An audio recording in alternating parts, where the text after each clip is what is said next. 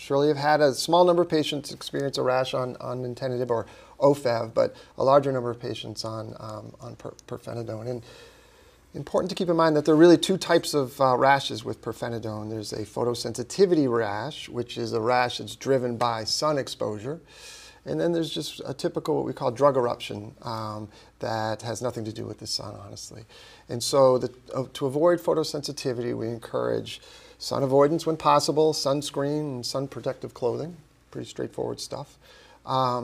If someone develops a rash, a drug eruption that's not related to sun exposure, typically that does require permanent discontinuation of the medication, because that would be an unavoidable side effect or complication of the medication and would most likely recur irrespective of sun exposure if someone reintroduces the med. So Judy, to bring you back into the conversation, I know you've had some experience in this realm. You know, again, could you just share with us, you know, kind of how this played out with you and what you experienced? Absolutely. I have to say before I start into it that I want to encourage everyone to try the drugs, because they are effective to some extent, and you may be able to tolerate them. I was not that person.